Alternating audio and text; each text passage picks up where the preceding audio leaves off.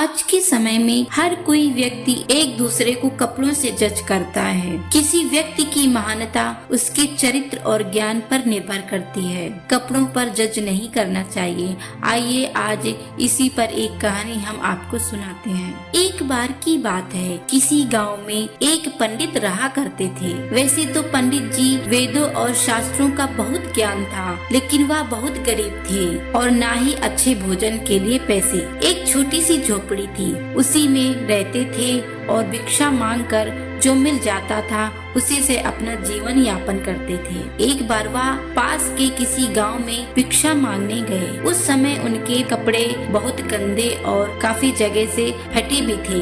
जब उन्होंने घर का दरवाजा खटखटाया तो सामने से एक व्यक्ति बाहर आया। उसने जब पंडित को फटे चिथड़े कपड़े को देखा, उसका मन घृणा से भर गया और उसने पंडित को धक्के मारकर घर से बाहर निकाल दिया। व्यक्ति बोला, पता नहीं कहां से गंदा पागल चला आया। पंडित जी दुखी मन से वापस चला आया। जब अपने घर वापस लौट रहा था तो किसी अमीर आदमी की नजर पंडित के फटे कपड़ों पर पड़ी तो उसको दया आई। पंडित को पहनने के लिए नए कपड़े दे दिए। अगले दिन पंडित फिर से उसी गांव उसी व्यक्ति के पास भिक्षा मांगने गया। व्यक्ति ने नए कपड़ों में पंडित जी को देखा और हाथ जोड़कर पंडित को अंदर बुलाया और बड़े आदर के साथ थाली में बहुत सारे व्यंजन खाने को दिए। पंडित जी ने एक भी टुकड़ा अपने मुंह में नहीं डाला और सारा खाना धीरे धीरे अपने कपड़ों पर डालने लगे और बोले, ले खा और खा। व्यक्ति ये सब बड़े आश्चर्य से देख रहा था। आखिर उसने पूछ ही लिया कि पंडित जी आप ये क्या कर रहे हैं, सारा खाना अपने कपड़ों पर क्यों डाल रहे हैं। पंडित जी ने बहुत शानदार उत्तर दिया, क्योंकि तुमने ये खाना मुझे नहीं बल्कि इन कपड़ों को दिया है, इसलिए मैं ये अपने कपड़ों को खिला रहा हूँ। कल जब मैं